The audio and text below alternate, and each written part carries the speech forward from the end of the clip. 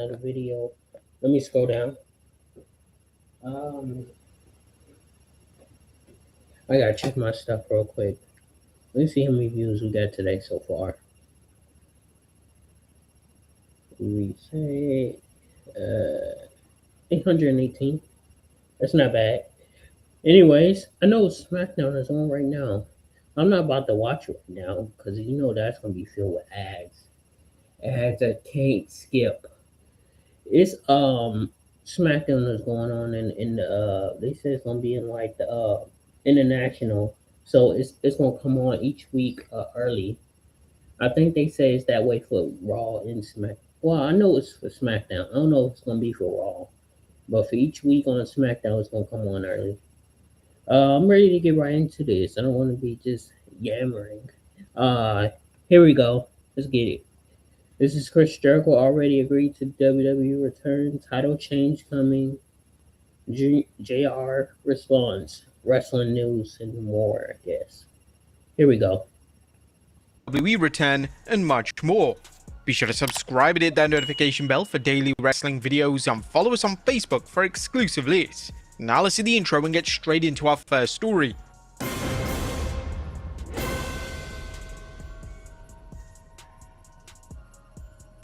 Now, first story looks at WWE positioning a huge match for a young star at Mania. Now, our top story today looks at the future of WWE star Oba Femi and his potential plans when it comes to WrestleMania. Now that Femi has surrendered the NXT title, he is destined for a main roster call-up, and according to Fightful Select, Femi is set for greatness on the main roster and he could have a blockbuster match at WrestleMania 42. Oba Femi is meant for big things. Oba Femi has vacated the NXT title and he's headed to the main roster. WrestleVotes Radio on Fightful Select reported that Oba Femi is currently expected for the WWE Raw brand, with him debuting near the top of the card. There are creative pushes for him to be featured prominently on WrestleMania. The report also adds that the real reason why Femi surrendered the title was because WWE didn't want him taking another loss. Sean Ross Sapp was told after NXT this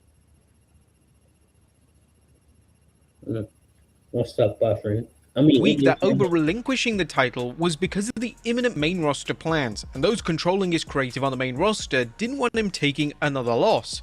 Now, there is a lot to break down when it comes to this report. Firstly, the fact that Femi is Raw-bound is interesting, as all signs pointed towards Femi being added to the SmackDown roster. Femi has been built up via video packages on the Blue brand, and the fact that SmackDown is a 3-hour product and is in desperate need of top stars makes Femi a logical fit. This supports the theory that WWE still sees Raw as the A show, and they want Femi to be featured on the Netflix platform. When it comes to the report related to Femi and WrestleMania, there's now rampant speculation on what match he could have on the grand stage. Now, the good thing is that WWE has so many options, including, well, first being Brock Lesnar. But is it too soon for Lesnar versus Femi? Well, perhaps, but this is perhaps the biggest money match on Femi's radar. Plus, there's also the rumors that Brock Lesnar is going to retire this year, so there's not a lot of time left to have this dream match happen. There's also Roman Reigns. This is another big money match, but this obviously depends on whether WWE wants to feature Femi as a heel or a babyface moving forward. But what about CM Punk? Well, Femi challenging for the world title already would be a huge deal. There are even calls for Femi to win the Royal Rumble at the end of the month, and this could be an easy way for WWE to make a huge new star. What do you guys think? Who do you think Oba Femi should face at WrestleMania 42? Next up, Saudi wants these WWE Attitude Era legends for WrestleMania. Now, as expected, Saudi Arabia wants the biggest names possible for WrestleMania 43 next year. According to Final Bell Media, the two names that Saudi are pushing for are from the Attitude Era, and both are reportedly bold. Yeah, this is of course referencing The Rock and Stone Cold Steve Austin. The Rock has been heavily rumored for the show itself, and fans have been speculating that he will finally be wrestling Roman Reigns. When it comes to Austin, he hasn't exactly ruled out an in-ring return, but his recent surgery may influence whether he competes in the ring at one final time. Now, Austin did have the opportunity to return at WrestleMania 40, but he said he did have other things to do. Could he be using the same excuse for next year? Next up, a huge WWE title change tonight. Tonight, Cody Rhodes faces Drew McIntyre in a 3 Stages of Hell match, and it turns out that there is an internal push in WWE for the match to crown a new WWE champion.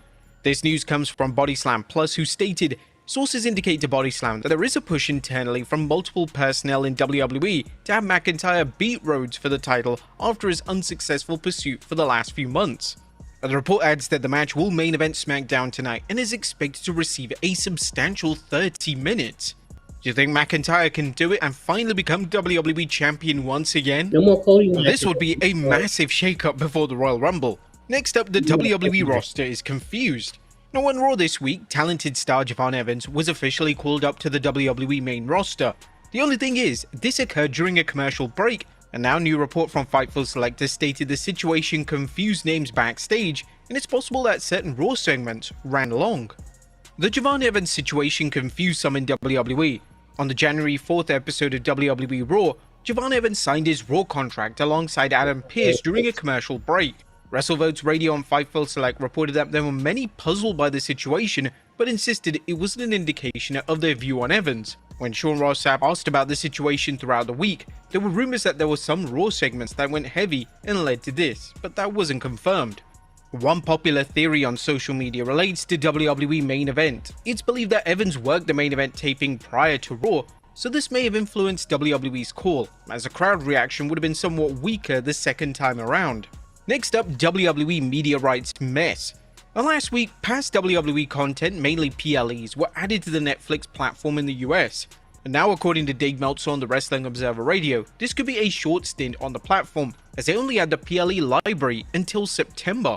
Well, for Netflix, they have got the WWE pay-per-view library at least up through September. They're not going to get it after September. Anything from September on that is airing on ESPN will stay on ESPN. Right now, the only pay-per-views are on Netflix. Everything else appears to be heading to the WWE YouTube page. The pay-per-views were considered, as far as the library goes, the most valuable asset, so the most valuable asset is off the table. Now, this is incredibly confusing, as the WWE back catalogue is going to be scattered across multiple platforms. It's been a total mess when it comes to the back catalogue internationally. Back in January of 2025, all the content that was placed on the WWE Network was transferred over to Netflix. However, only the PLEs ended up moving forward, and a select number of TV episodes of Raw and SmackDown.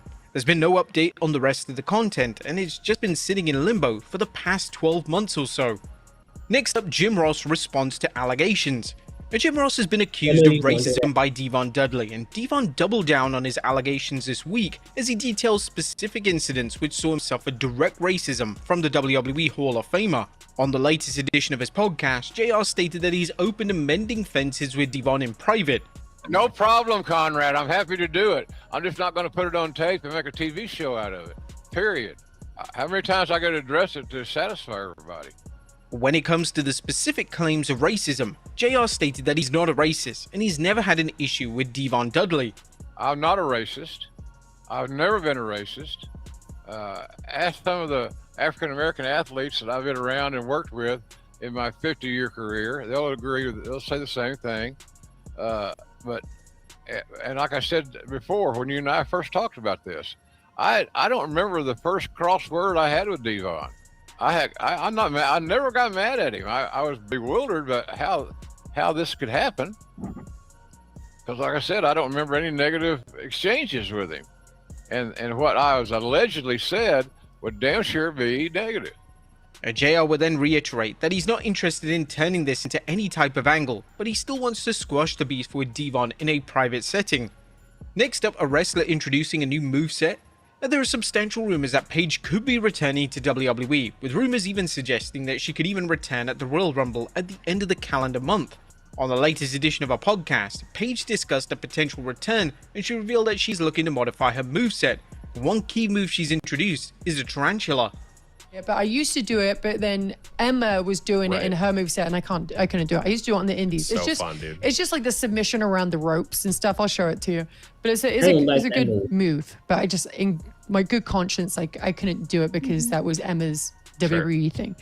But it is a good move. We could do another one. The former WWE Divas champion last wrestled back in for an extended break from pro wrestling is expected to end at some point this year. Could we see in the Rumble? Next up, CM Punk tried to make WWE star break character. CM Punk often likes to play pranks on his WWE colleagues, and the recent WWE live event series was no exception. Punk wrestled Bronson Reed in the main event, and hilariously, Punk took off his shirt to reveal another shirt underneath. Fans believe that this was a direct reference and a clapback to comments made by Kevin Nash, as Nash was critical of Punk wrestling in a shirt. However, according to the reigning world champion, it had nothing to do with Nash, and it was just done to make Bronson Reed break character and laugh. Yeah, I think it's not that deep. That was to pop the guy I was wrestling. Doesn't go any deeper than that, but you know, somebody's always got to throw their 2 cents in, and no. What he was doing was, no. Made dude laugh, and that's what house shows are for. I'm like king of ribs on house shows. Last year at the Garden, I'm running out in a towel soaking wet with a shower cap on. Come on, I'm trying to have fun. It's clear that Punk is in a much better place mentally, as a few years ago, the Nash criticism probably would have deeply upset him, but now he's finding great humor in these situations. Punk was seen numerous times during the live event tour having fun with other talent, and even at one point he attempted to bring Charlotte Flair out during his entrance, which naturally popped the live crowd. And Chris Jericho's already agreed to a WWE return? Our final story today looks at the future wrestling legend Chris Jericho, as yet again a spanner has been thrown in the works when it comes to his WWE status. Fans firmly expected Jericho to return on Raw on Monday, but when he failed to show up, this led to mass confusion, especially as Jericho is listed as an active member of the AEW roster on their website. With that being said, I know my stuff. the latest report comes from the reputable Andrew Begdala, who said this on the Final Bell Media podcast. I'm saying this on record, Chris Jericho has already agreed to a WWE return. There's a lot of smoke around this from what I was gathering from people who were calling and texting me, from people who would know that Chris Jericho is very interested in working in TNA. The report adds that this would already be a huge statement if Jericho shows up on the first TNA episode on AMC. What a statement it would be if Chris Jericho shows up on the first episode of TNA on AMC. There are not many free agents out there that could move the needle for TNA.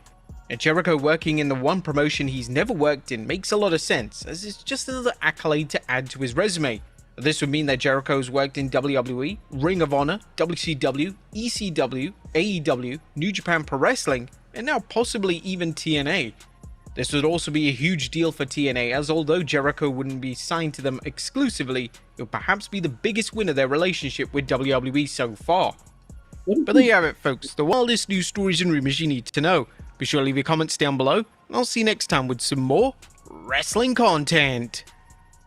Yo, what if Chris Jericho go to TNA first, and he signs with TNA, but because of the partnership, he's on the main roster and TNA at the same time, but he is there as a TNA star. It could be like an invasion. He's like on not all the shows, but like maybe out of 100, he's like at 30 or 40 shows. He just shows up and he's there. Like TNA superstar Chris Jericho. I don't know. I don't book this stuff. Thank y'all for watching.